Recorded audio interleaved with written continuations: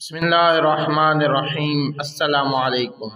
Please ہمارے channel کو subscribe کرنا نہ بھولیں اور گھنٹی کو بھی ساتھ دبا دیں۔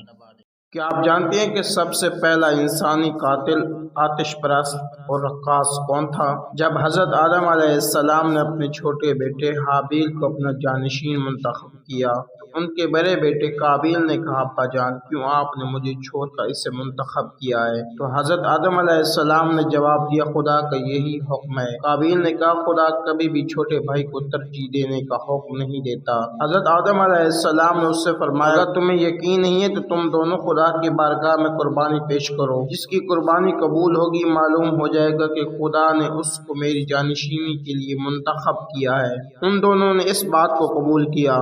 اس زمانے میں مسکین افراد نہیں تھے کہ جنہیں قربانی دے دی جاتی، لہٰذا ایک جگہ کو معین کر دیا جاتا تھا اور قربانی کو وہاں رکھ دیا جاتا تھا، اور پھر خدا کی طرف سے آگ آتی تھی اور قبول شدہ قربانی کو لے جاتی تھی۔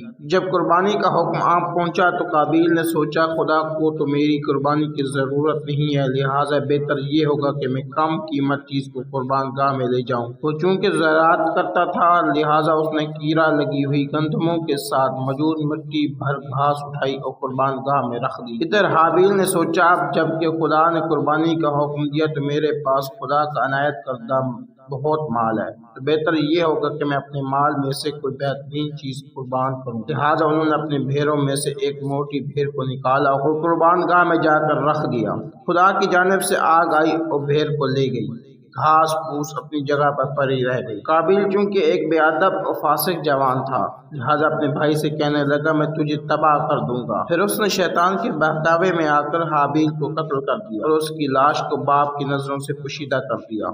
شیطان نے پھر بھی قابیل کا پیچھا نہ چھوڑا اور اس سے کہا، تجھے معلوم ہے کیوں آگ نے حابیل کی قربانی کو قبول کر لیا لیکن تیری قربانی کو قبول نہ کیا؟ اس نے کہا، مجھے نہیں معلوم۔ شیطان نے کہا، اس لیے کہ تمہارا بھائی تمہارے باپ سے چھپ کر آگ کی پوجا کرتا تھا اور اسے سجدہ کرتا تھا۔ اگر تم بھی چاہتے ہو کہ آج کے بعد تمہاری ہر قربانی کو آگ لے جائے تو تم بھی اس کی پوجا شروع کر دو۔ قابیل نے فوراً مان لیا اور ایک آتش کدہ بنایا اور آگ کی پرستش میں مصروف ہو گیا۔ جب جناب آدم دنیا سے رخصت ہو گئے تو شیطان قابیل کے پاس آیا اور کہا، جس کا تمہیں خوف تھا، جس کی وجہ سے تم کافی مدت سے فرار تھے کہ تمہیں کہیں حابیل کے بدلے میں قصاص نہ کر لیں، تمہارا باپ تو اب دنیا سے چلا گیا ہے اور اب تمہیں کوئی خطرہ درپیش نہیں ہے۔ قابیل نے اب کیا کروں؟ شیطان نے کہا، تم آج کے دن عید مناؤ اور اپنے باپ کے مجلس اعزا میں خوشی، مسکراہٹ اور رقص کے ساتھ شرکت کرو تاکہ اپنے بہن بھائیوں کو جلاؤ اور وہ تم سے بھائی کے خون کا مطالبہ نہ کر سکے۔ قابیل نے قبول کر لیا۔ جب آدم کے بیٹے بیٹیاں اپنے باپ کے غم میں نوح پڑھتے تھے، شیطان نے گانا اور آوازیں نکالنا شروع کر دی اور قابیل کو بھی گانا اور رقص سکھایا۔ یوں دنیا کا پہلا آدم کش، پہلا آتش پرست اور پہلا رقاص قابیل لعنت اللہ علیہ بنا۔ امام محمد باقر علیہ السلام فرماتے ہیں، قابیل کو قیامت تک سورج کی چشمے کے مقابل کھڑا رکھا جائے گا اور اس کے سر پر کھولتا ہوا پانی ڈالا جائے گا۔ قیامت کے دن وہ ان 7 افراد میں شامل ہوگا جو جہنم کے تابوت میں ہوں گے اور جن کا عذاب سارے اہل جہنم سے زیادہ سخت ہوگا۔